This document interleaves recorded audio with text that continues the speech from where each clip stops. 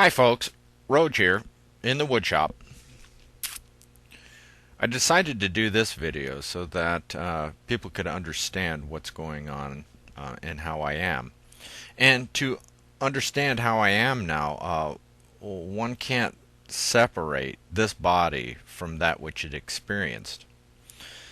The pertinent experience and events that transpired in my life now shape what I am and why that must be so. As there's a structure to this experience, one must begin at the beginning.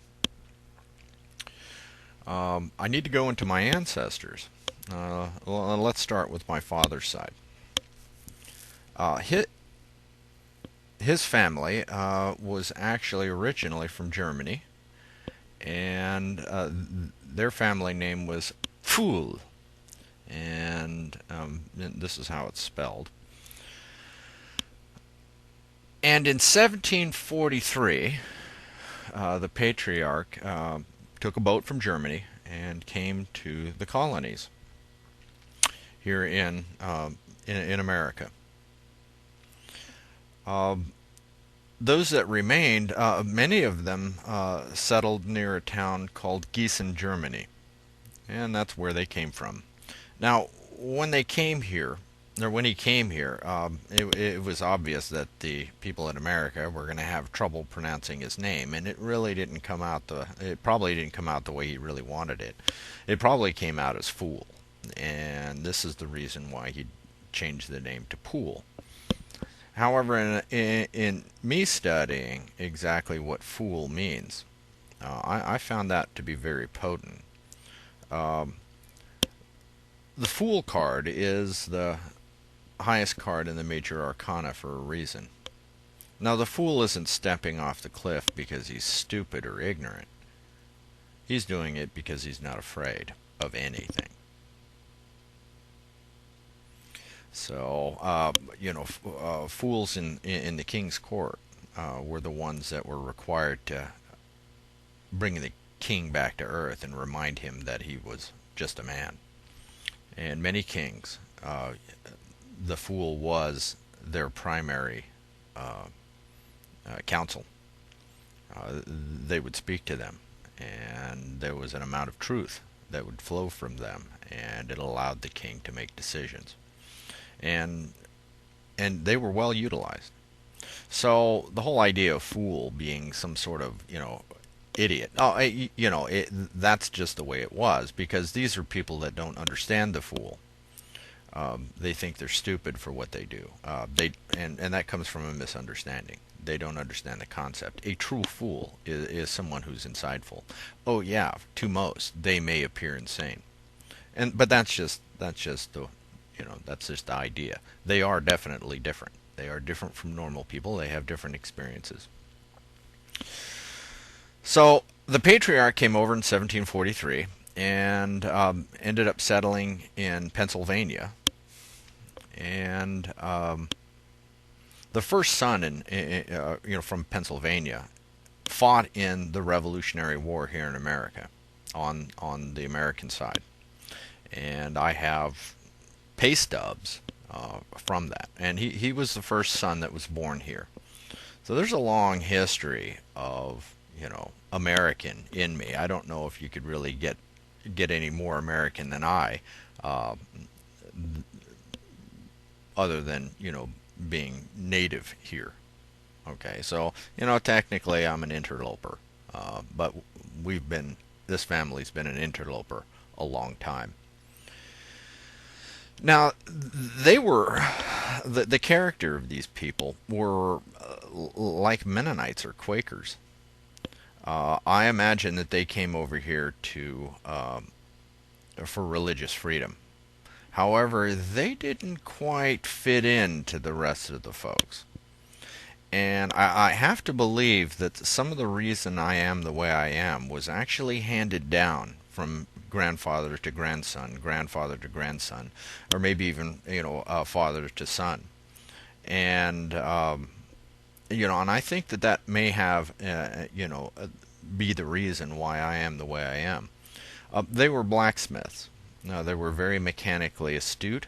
And my grandfather was a blacksmith. He used to put the metal rims around the wagon wheels, all with with just a normal forge by hand. And he did that for quite a while. He had an extensive wood shop. He had a lot of tools, and they were all driven off of one I believe a Model T engine. So you'd start the engine, and all the tools were belted, and all the tools would come on. And he was very handy.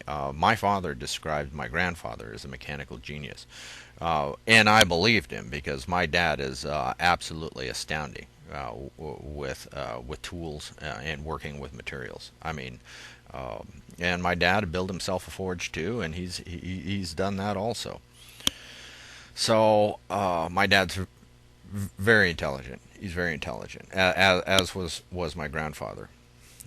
However, my grandfather wasn't understood. The town folks could not understand what he was saying most of the time. Um, I know that feeling. Um, he was 14 years old, and he seriously thought that he was going to enter the church. However, it was described to me by my aunt that something changed his mind. Now, what that was, I don't know. But that's what happened. And he read scripture every day. I don't know if they went to church at all. I don't think so. But he did read scripture every day. My cousin described him as scary intelligent, quite an impressive man to be around. My aunt, after I had my transformational event in 2006, actually said at the time that it says you speak just like my father. You you say things just like he did. He said it's actually kind of unsettling.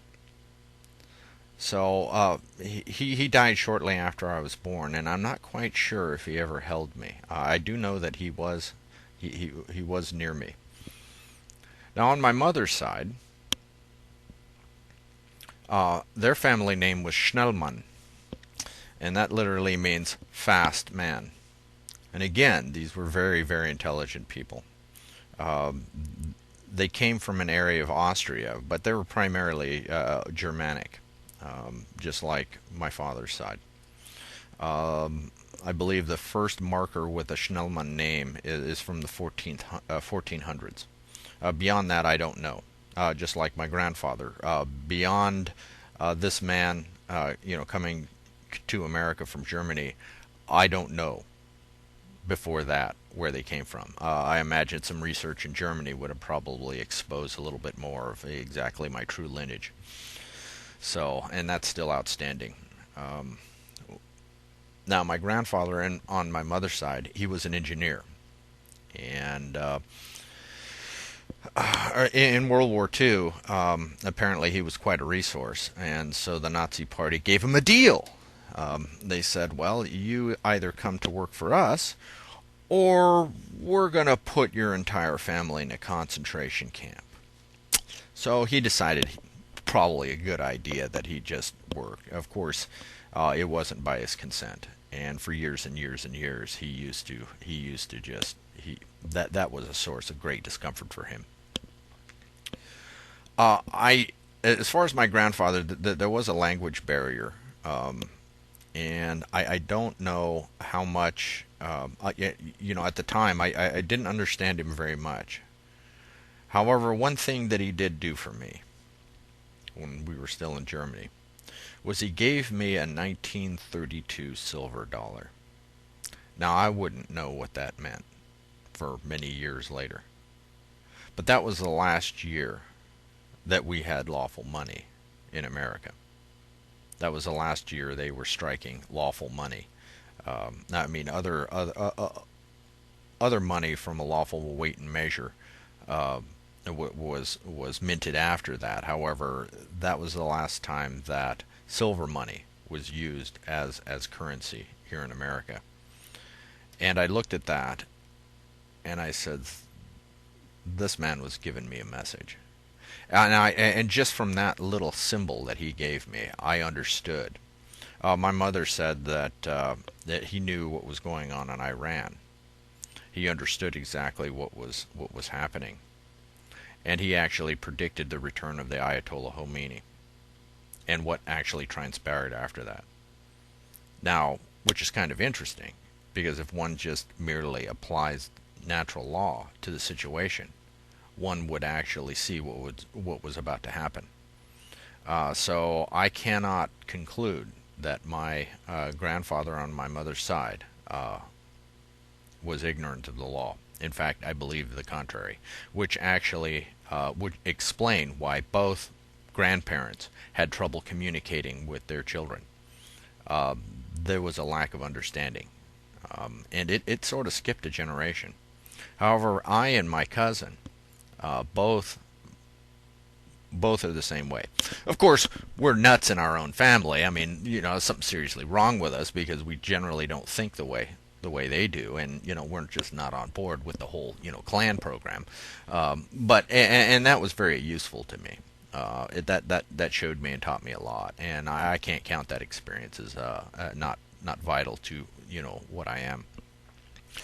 So at the time, my father was a soldier.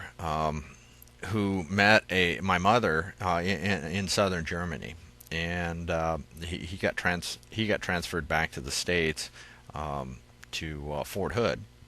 He was a soldier, and he was in for 23 years. He'd been both to Korea and Vietnam, and he was very highly dedicated, and decorated. So quite an impressive career. For a while, he worked for NATO and was the senior nuclear consultant for artillery deployed nuclear weapons in Germany. That was the responsibility of keeping the Russians from moving through the Fulda Gap. And because they didn't have theater missiles at the time, the primary deterrent was artillery deployed nuclear weapons. And my dad actually consulted in that regard. So he still hasn't been declassified for most of that stuff. So they got married in Killeen, Texas, and just last year I seen the actual church. It was still there, and I actually seen the place that they lived in Harker Heights, or in Killeen. It was I saw the trailer. It was still there. I mean, the whole trailer park had been condemned, but it was just like it was back then, but in good shape. And I seen the actual trailer that we lived in. Now, I was born at a place called the Fort Hood Army Hospital at the time, and it doesn't exist anymore. But being a military brat, that gave me the ability to actually, moved around a lot. I had to make friends very quickly, and those people were lost to me. Once we moved out of there, you lose all your friends, and you better be able to make friends quickly, or you're just not going to have any. I mean, you may only be in a place for 6 months, so if you can't make friends, then you don't have any friends. So that was a skill that I was able to develop. And the other thing too is, I mean, there's a broad range of different ethnicities and different cultures that are all brought together in the Army. And I didn't really look at people. I really didn't look at people, from that perspective. I didn't really care. I didn't really know a difference until I was much older and learned that, I was supposed to be scared of these people, and these people, oh, they're wrong, and, oh, no, don't hang around with those. So, that never became an entrenched part of my, psychology. I just looked at people as people, and I still do so today. So my parents called this body Roger Kent Pool, and they liked the name. However, I don't know if they were really understood what that name means, because it does have a meaning, and for me, it's actually pretty important. Roger actually is Germanic, and it means famous for a spear. Now, the only one that I could see who was famous for a spear was the goddess Athena, and she had the spear of truth. And how you could tell she was speaking the truth is she would, shake it.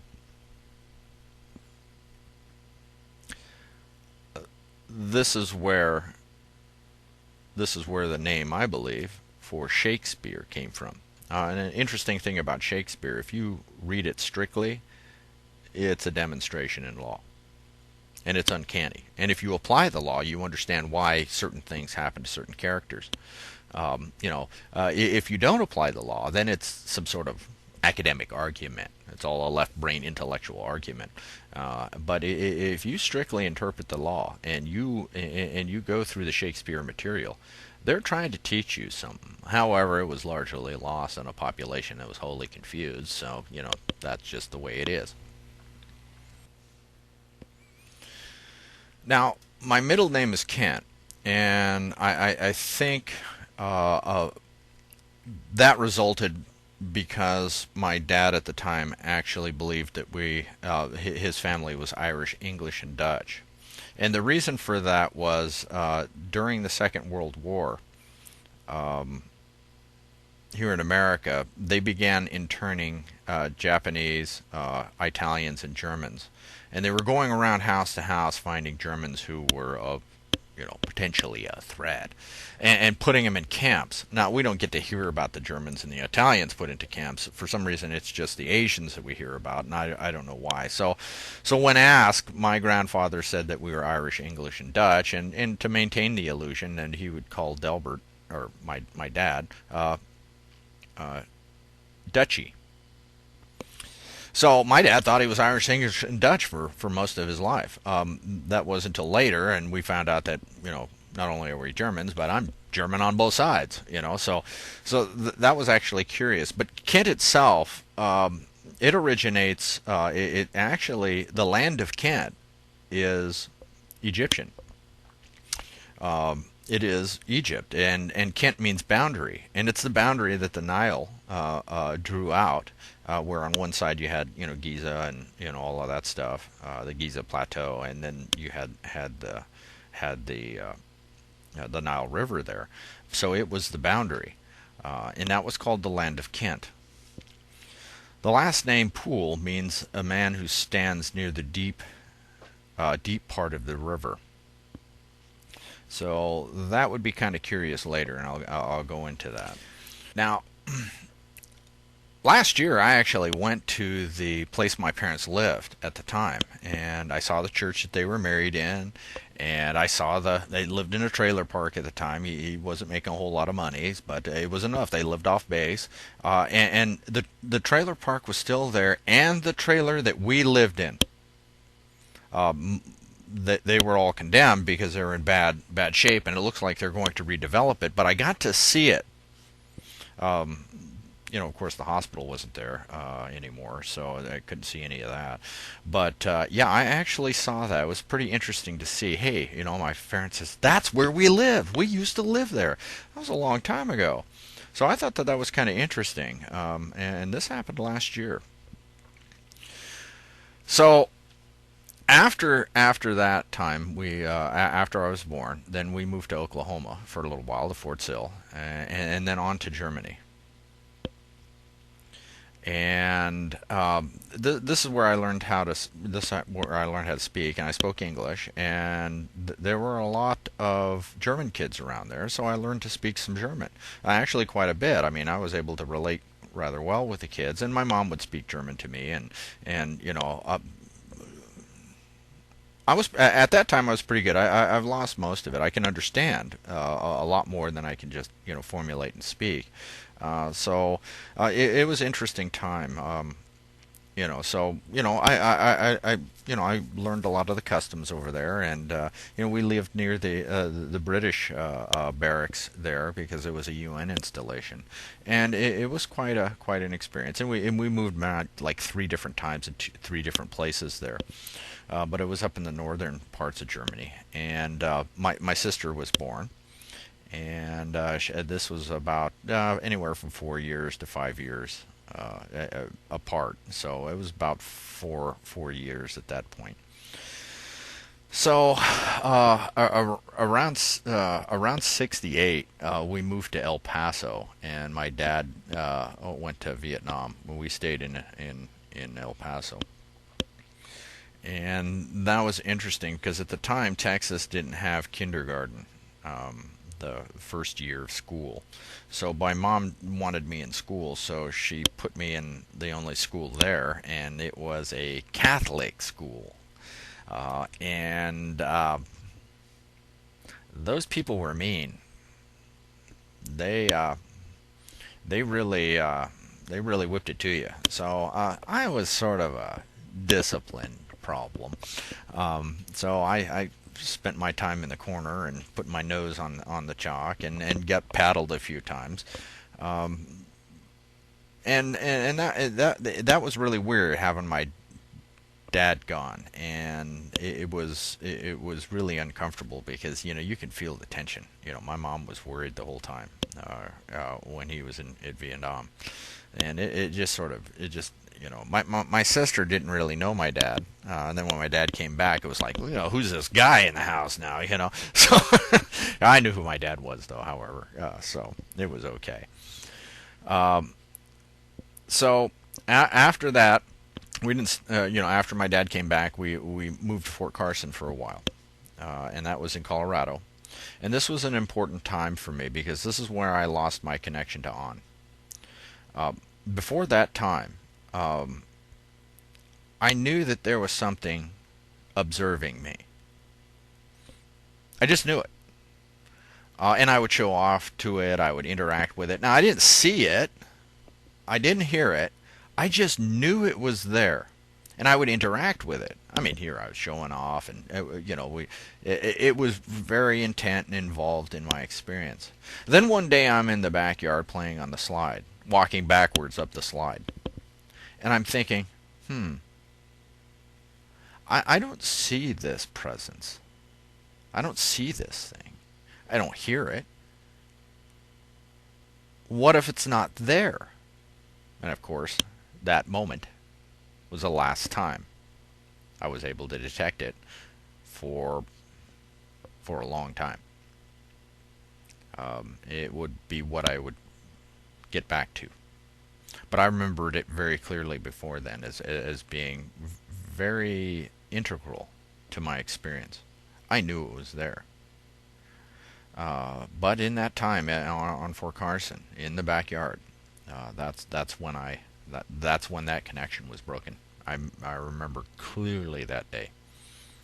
Um, After that, as a little kid, I was pretty curious, and I started staring at the sun for some reason, and I didn't know why. Oh, and I didn't go blind. I stared at it a lot. It would, as the sun would set, I'd watch it, and it looked like a ball rolling towards me. And they said, well, don't stare at the sun because you'll go blind, and they lied. They did. So, I knew that. So after Fort Carson, we moved back to Germany, to a town called Gießen. I still think it would be kind of odd if we actually inadvertently encountered my dad's or my ancestors while we were there, because we'd go into town a lot. And I'm just wondering if at one of the stores like Karstadt or something like that, where we actually might have encountered him and didn't even know it. But I thought it was kind of curious that, of all the places that we could be stationed in Germany, that it was Gießen. And oddly enough, later I would find out that that's where the ancestors that remained behind, many of them settled. And they're still there. I haven't talked to them. My mom hasn't initiated any contact with them to see if that was, legitimately who they are. So I don't know beyond that where this body's genetic components originate from. So we're in Gießen, and we were there for 3 years. My parents were very strict with me, and more so than my siblings, because at that time my brother was born, and that was that started creating tension. My brother actually is the one that started calling me Roage later in life, and I didn't. He didn't. He basically looked at the pronunciation of Roger and thought it should be Roger. So then he started calling me Roage. When I started looking at Roage and spelled it with the A so that it would be pronounced correctly, I didn't know what it meant. Later, I would find out that it meant prayerful, which there's a amount of irony there, because I don't pray in a traditional way. I'm not sitting here going and saying amen and talking outwardly. I don't. And in fact, I guess it would be considered meditation, but it's not meditation in a traditional sense. When I meditate, I have no thought, I have no feeling, and there's nothing that's done. There's no ritualistic behavior at all. It is the absence of thought. And I imagine, well, that for me is true meditation. It is that it's like a black pool with not a ripple on it. And that's where all of the ideas and inspiration come from. It just springs out of that nothing. And I do this quite a bit. And so if that's what it means to be truly prayerful, then yes, I am prayerful. But if you think I'm going to sit around there and do the whole, no, that would be a joke. So at that time when we were in Germany, my mom just had a new baby, so she needed to get me out of her hair. So they put me in Bible school, and that was strange. Those people were really alien to me because we didn't go to church much, and my dad was just not that way, and I didn't like it. But when I was in Bible school, these people were kind of excited about it, and we learned stuff, like the Ten Commandments and stuff, and we read, and of course I really didn't understand what it was because I mean the words were pretty plain, and I could read. I just didn't understand. Okay, these words say this, but what's all of this structure? I didn't understand. So what I did is I put it in the back burner of my mind in the to be determined later category, and that's where it sat. And I basically said, well, it's got to be something that I don't understand about it, right? These people apparently know what's going on. It's just that I don't understand what's going on. So it sat on the back burner.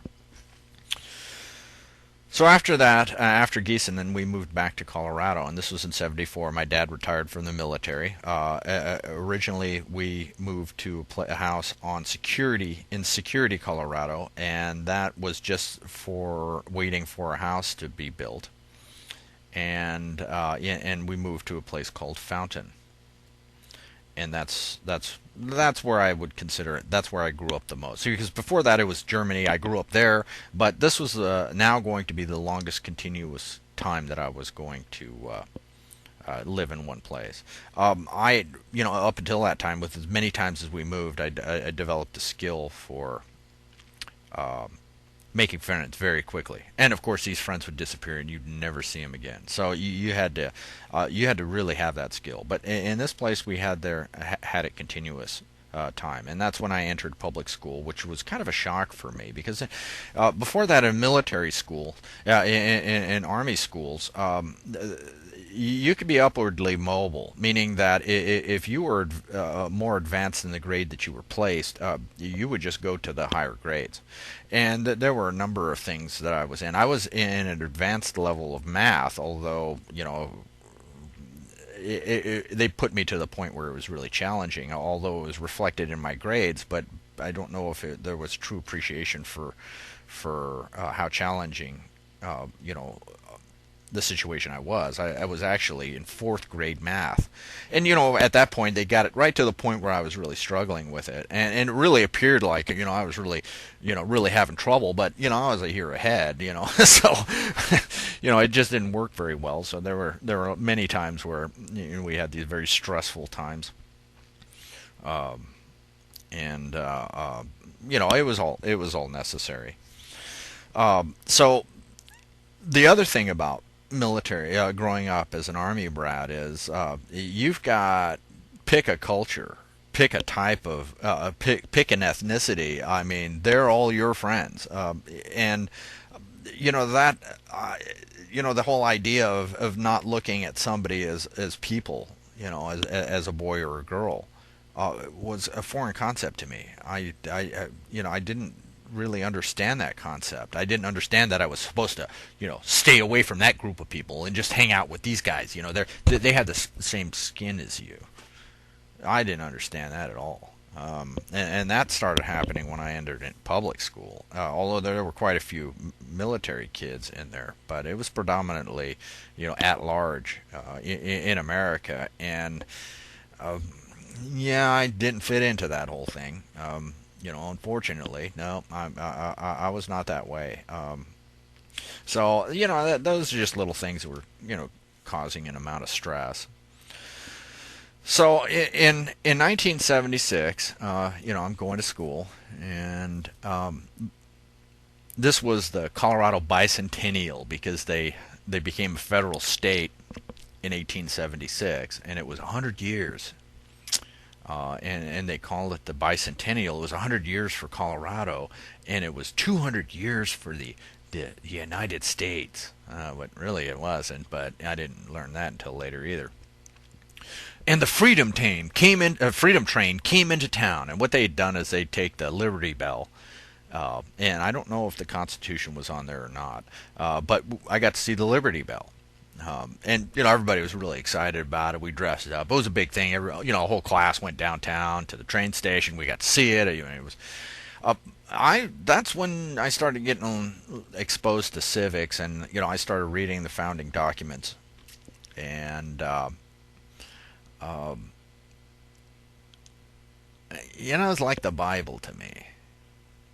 I could understand what the words said, and everybody's telling me, well, this is the law of the land. So, the Declaration of Independence, the Bill of Rights, the Constitution. I read that, and they said, well, this is the law of the land. And I said, okay, I don't understand. The words seem pretty plain, but what's all this stuff? What is this stuff? And what does it have to do with these documents? Because I don't see this happening. That would become more and more acute as time went on. So again, there must have been something that I didn't misunderstand. I must be confused. So technically, right back into the filing cabinet. Hey, to be determined later based on more information. So it's back in the filing cabinet, and it sat there. And I revisited these things. And every time I got new information, I'd try to fit those puzzle pieces into it. And no matter how hard I tried, it didn't fit.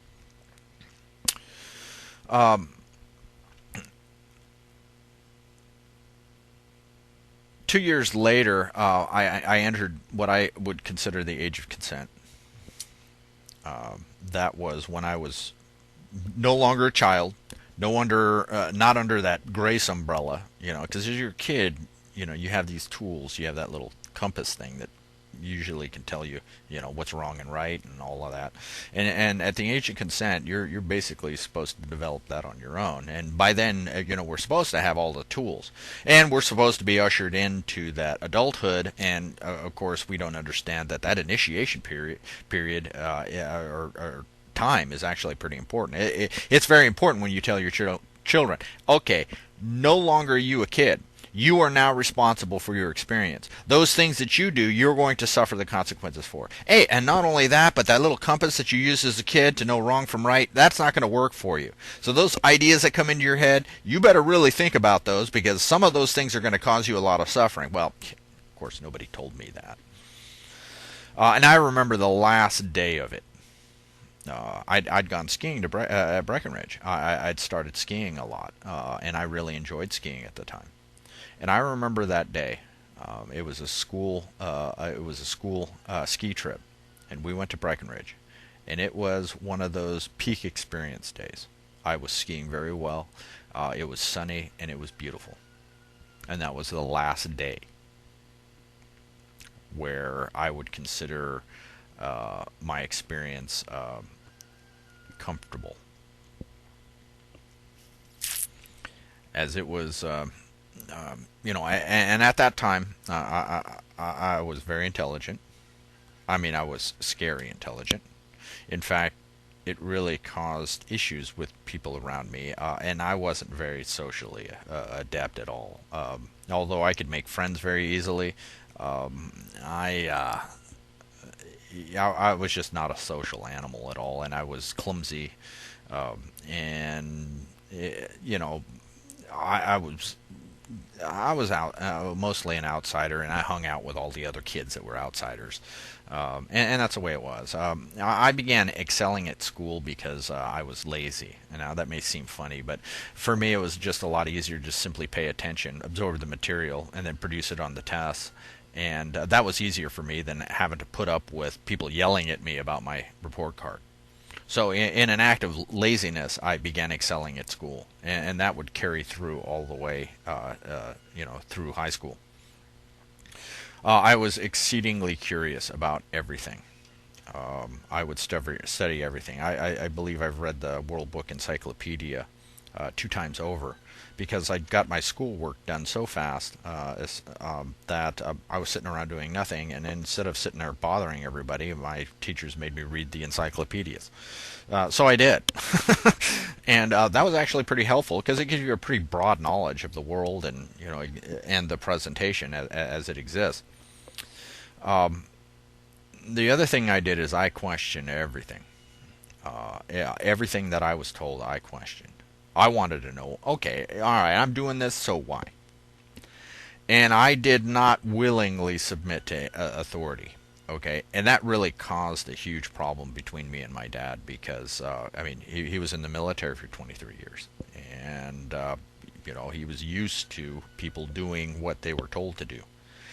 And I was just not that guy. This was this was inherent in my character. It wasn't something that I could just turn off or change that behavior. It was deeply part of me. It was necessary to my experience. This idea of questioning authority. Okay, you tell me that. That's a great bit of trivia, but why does that? And I started testing everything with logic, at that point, everything went downhill from there because suddenly I really started thinking about everything, and I says, you know what, this stuff really doesn't make sense to me. I looked at society and I says, I just see a lot of abuse here. I see people doing stuff that they don't like doing. They're unhappy, and you can tell they're unhappy. Alcoholism was rampant. Especially in my family, and it did create problems. It did. It really created problems between me and my dad, and of course, after that age consent period, I just entered the state of total confusion, and it was all downhill from there. All right. Now, oddly enough, up until that time, my future was set. I had an appointment to West Point Military Academy. It was a walk-on, pre-approved. And this was a function of the excellence of my dad's military career. They wanted me bad, and I wanted to go bad. And in fact, had I gone, I would probably still be in the military right now, and probably quite an effective killing machine. I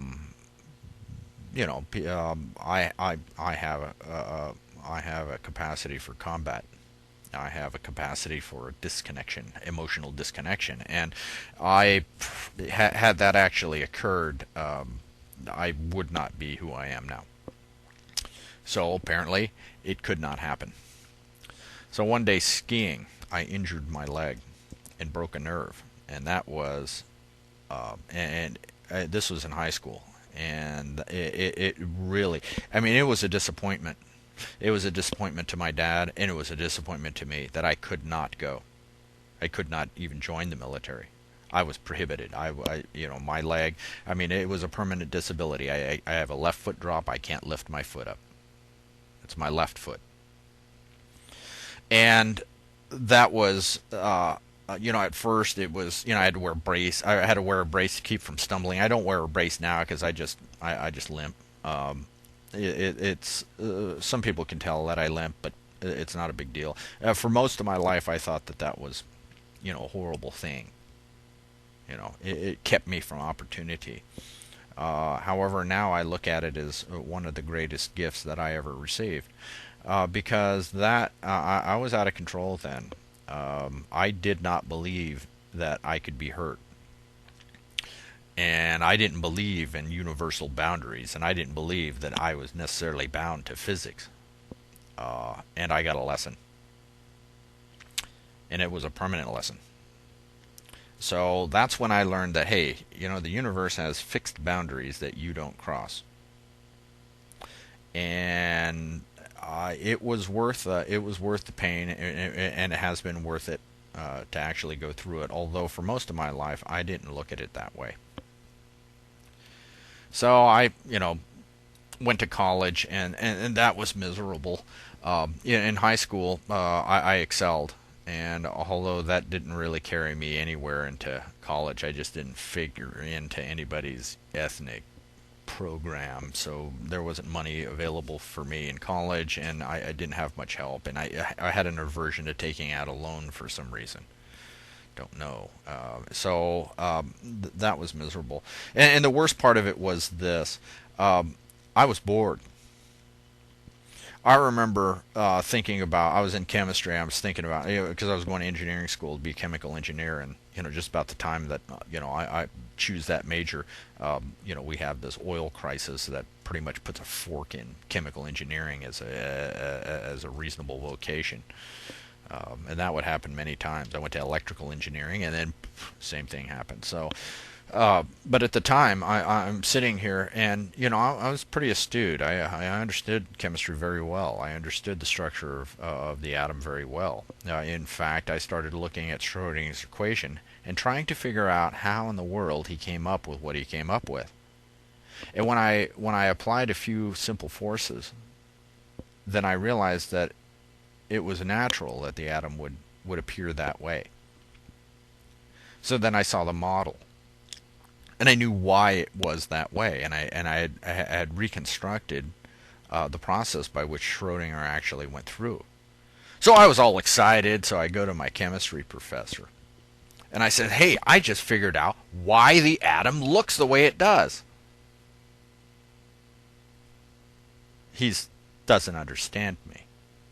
He says, well, the atom looks like this because, it looks like that. And he says, no, you don't get it. You don't get it. I know why it looks like that. And he didn't understand the difference. He couldn't make the leap between the what and the why, and why the why was so important. And I said, oh my gosh, you're teaching me?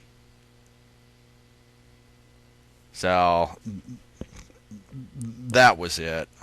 That was it for me. I started drinking a lot after that. Things didn't start making sense. I mean, learning about Sartre and existentialism, and of course, physics was a really empirical thing. It was logical, and I could understand it, and of course, I was very interested in cosmology and a lot of the teachings of Einstein. But I was very agnostic.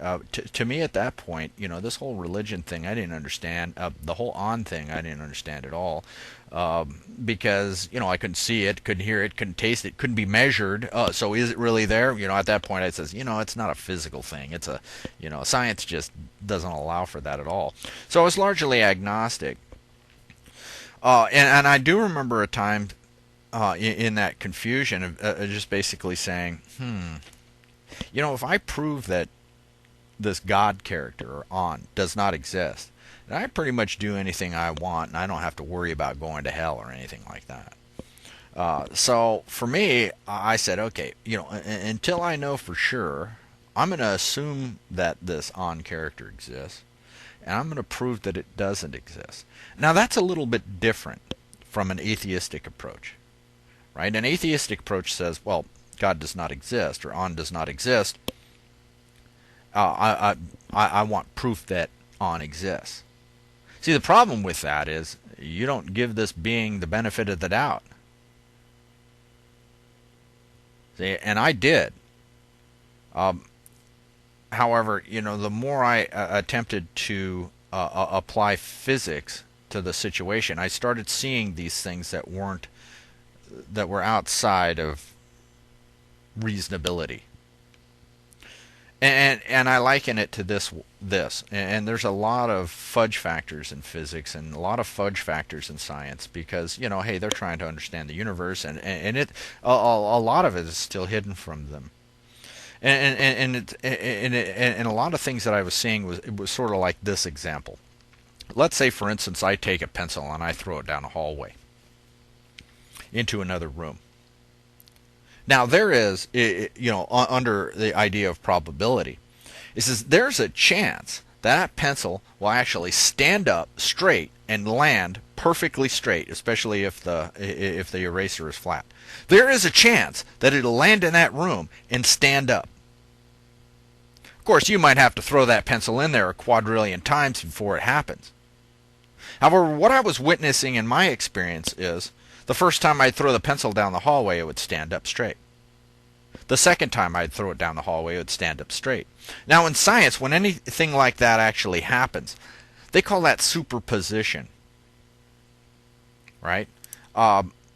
Technically, that's not much different from supernatural. It just, it's a different scientific word. That means there's something that's causing that pencil to be forced to land that way, that you can't see, can't detect, and can't measure. That's supernatural, right? So I was seeing these elements of superposition and all of these fudge factors and all of these mechanisms, which were basically that's the way it was because we say it's that way, and we don't know why. So, I mean, and I'm seeing these things that people call synchronicities, where things are happening at very remote chance. I mean, just really remote chance that some of this stuff was actually happening. And I saw it over and over again. And I says, you know what, this whole agnostic thing is not working. There's something going on here that I don't understand. I can't see it. I can't measure it. But something's going on that's causing this to occur. Because it was very appropriate. When I started looking at the coincidences very closely and trying to understand meaning, I started seeing relationships there. So I'm going through this process of, trying to test if God doesn't exist, along with the fact that, of course, my life has turned into complete chaos, and there's a considerable amount of suffering, and I am totally confused and have no idea how to get out of there. I thought, well, is there behavioral ways of improving one's luck? And I thought, well, I took deception as one of those things. I says, well, if I could lie to somebody and nobody else sees it and nobody else knows that it, if I, get off scot-free and nobody can detect the deception, does my life improve? So that was a test for me. It was like, okay, if there's something watching here, then I should be able to then I should be able to get away with this. But if there's nothing watching, and this is just an empirical, chaotic universe, then I should be able to get away with it. If there's nobody, if it's not in anybody's attention, then there should be no downside to this. And I tested it a lot. And unfortunately, I did a lot of testing with my family because they were close to me, and it caused a lot of problems. However, I did learn a lot. One thing I did learn is when I lied, my experience would go bad. And it didn't matter if people knew it, could detect it, or not. And I wasn't, at that time, I started getting just really, really out of control. I mean, I had no sense at all. No compass. And in the interim period, I'd lost my compass, my conscience. People really don't realize how important that tool is until it's gone. When you have no capacity to know, to have any kind of inkling of what you're doing is wrong or right. And that is a primary suffering. And that tool's a gift. And, if you squander it, it's hard to get back. So this is, eventually I'm going through this interim period where, I mean, it's just, I'm a wretched human being. Okay, I'm just a lion. I didn't steal from people because I didn't think that was cool. But I mean, I have no problems hurting people, no problem being mean to them, scaring them. Oh, no problem, no problem. And and it just got worse and worse. And I ended up going down to Phoenix, Arizona, with a friend of mine that most people would consider uh, insane, or at least I did at the time. However, he had particular insights, and he taught me quite a bit. As time went on, he became less and less insane, and some of that rubbed off.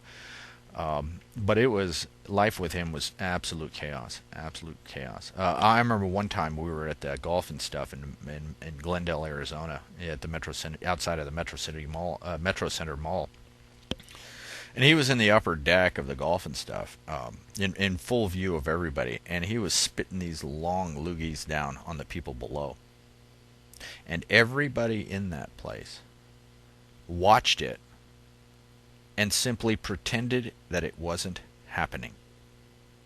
Because if they actually had to confront and acknowledge what he was doing to them, there would be trouble. So they didn't. I said, wow, that's fascinating. That was an interesting little window into people that I wouldn't forget. Of course, I wouldn't be going around spitting on people like that, although I believe I tried it a couple of times, but I wasn't really into that. Um, he was a lot more into drugs than I was. I generally stayed on the safe side. Quite frankly, some of that stuff I just didn't like. I didn't like the effect it had on me. However, there were times. I got to the point where my life was a complete zoo, and I'd look in the mirror and it wasn't me. That's a weird feeling. Do you look in the mirror and it's not you? Which actually would carry on, because when I look in the mirror, it's not me. So I get these little windows.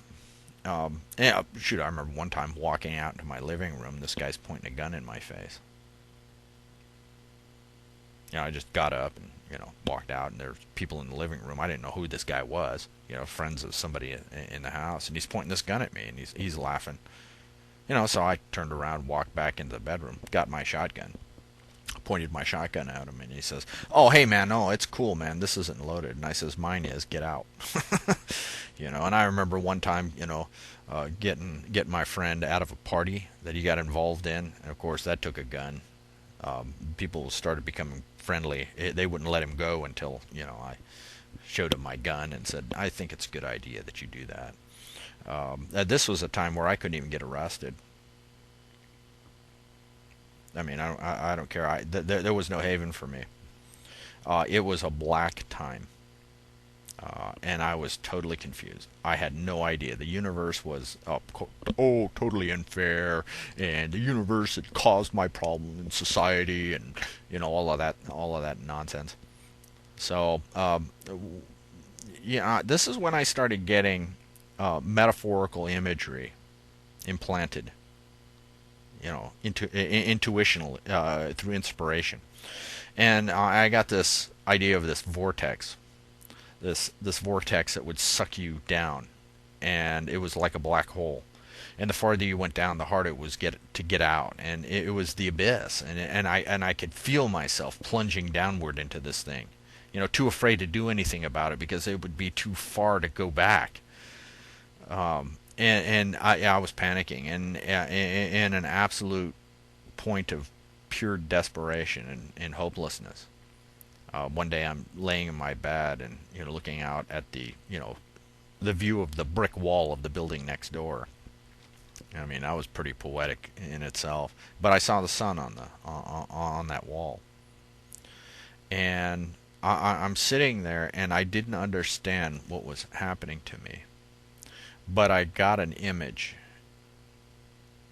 The odd thing was I was crying, and then all of a sudden I started singing this song, and it was melodic, and of course I didn't know what the words to the song were, but I knew it was affecting me. I had no idea what that was. I would learn what that was later, but this just happened to me, and I was totally ignorant of the entire process. I had no idea what was going on, but it made me feel better to do it, so I did it. And that was the first time I had cried in a long time, because all of a sudden you get into this situation where all you have is anger, hate, fear, frustration, but not even sorrow. Not even sorrow. It's not even there, or sadness, or any of those emotions. Oh, happiness, out of the question. And I felt sorrow for the first time, and I had cried for the first time in at least a decade. And I thought that was kind of remarkable that something had happened, and it was important. And that's when a fairly strong image was burned into my head. That just came to me and was burned into my head. And the image was that of a candle that had been blown out. And the only thing burning was the little coal at the end with the smoke. And that was me. And soon the coal would be out. Now, I sort of put that whole incident away and didn't understand what was happening. And that was in '85, and that was around Memorial Day. So my friends and I, we decided to go out to the Salt River, east of Phoenix, and go tubing. So we basically got in separate cars, and last one there is a rotten egg. So we were there, and that was in the middle of the night. We left it, in the evening, and we stayed up all night. And in the before sunrise, my friend and I that I'd gone down there with, when we were in Colorado, we'd always in the morning we'd stay up all night, and then in the morning we'd end up on a mountain at daybreak, and there were mountains in the valley. The Salt River would come through the valley, out in the desert, and there was this mountain there, and it overlooked the whole area. So that was the mountain we were going to be on in the morning. So we were climbing up it. This thing was a solid, almost solid monolith, granite. And because it was all granite, it wasn't a pile of rocks. It was very steep, and then had a little flat spot at the top. In fact, it was covered with these really vicious cactus called jumping cactus. And they have real long green spines, and if you just think you're going to go over there and touch one, you touch it, and then it sticks on your hand, and then you end up having it on you. And it has poisonous spines, and it's really uncomfortable, and you had to really watch your handholds going all the way up. So we finally got to the top, and this place was outstanding. Only an insane man would be on top of it, however. I did notice something different. The animals there, the mice, the lizards and stuff there, they weren't afraid of human beings because there were never ever human beings there, so they never got accustomed to it. So I'm sitting on this rock and watching the bees and all the insects and stuff, and the two friends I was with, they didn't notice. So I'm sitting there, and I found there was a rock outside, up to on that point, and I sat off to that side, and I looked, and you could see the valley below, and the sun was just coming up, and as the sun just broke the horizon, something very odd happened.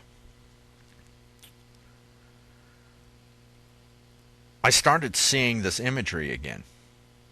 And what I saw was, I'd look over the valley and I could see cactus growing up, dying, over and over and over on this rock, over and over in the valleys, over and over the centuries, up and down, up and down. And I could see this, and I felt like as I was a Native American sitting on that rock watching this hundreds and hundreds or thousands of years ago in the same place on that rock.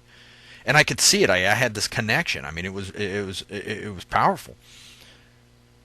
And I looked up in the sky, and I started getting an imagery. I started getting imagery that I didn't understand. I got the image of the rock, this rock. No matter how many times the cactuses grew and died and grew and died, that rock was always there. It was always there. And then I got the image of an engine and a car that always started and always got you there, no matter what. I don't care how dilapidated it was, it always made it. Then I was given a choice, and it was a very clear choice to me. And the choice was this. You either come back home, or I'm going to take you out of the simulation. If you decide to leave the simulation, you're not going to make it off this hill. It'll be brutal death. It'll be tumbling down through the cactus. And that was clear. He says, however, if you're going to come back home, you're going to lose everything. And it is going to be difficult. So, in fear, I said, well, tumbling down the hill is just not the way I'm going to go. So I decided that, hey, I'm going to come back home. And just then, when I made that decision, this huge bird with like a 6-foot wingspan just flies over my shoulder, and I could feel the wind. He was messing with me, right? And I could feel the wind as he went back over the valley. I mean, it scared me to death. And I realized that, large birds in my experience were actually a symbol of a specific important spiritual change that would occur in my life. And that also the imagery of cactus. Cactus was a symbol of uncomfortable things that were going to occur in my life. And, I started building this lexicon, this imagery. So here I was on this cactus hill. And I got down. And I didn't even get stuck once. All of my friends, they got cactus all over the place. They bit the cactus. Right? So, and, here I was. That next week, I lost everything. I lost my place to stay, lost my car, had to quit school. I had $30, bought a Schwinn, and that's how I got around. Found 2 guys that I thought were the best people that I knew, the safest, because the rest of the people that I knew were really confused, and asked to stay there, and told them that, if I get a job, then I could pay rent. So they took me in, and they helped me out. But after that, I had nothing. So then I ended up getting a job. I mean, I walked in the door and got a job. And that had, wow, that was weird. So I started working. And then, when I was over, one of these friends had a cousin or something. We went over their house in like Mesa or Tempe, and this girl, I'd characterized her as a Jesus freak, and of course, we were arguing. I was still arguing about the presence of God. See, I just went through all of these things, right? And I still wasn't convinced. I didn't understand my experience, of course, right? So, here I'm still locked in this paradigm. And, I just started arguing, and she got agitated. She went into a back bedroom. And something extraordinary happened. I saw a book that was thrown that went around the corner. It went down the hallway, and it hit me right in the forehead. And I was so amazed that I watched this thing go around a corner, and that just pretty much put the fork in physics. And I says, oh, that's interesting. Explain that one, Roger Poole.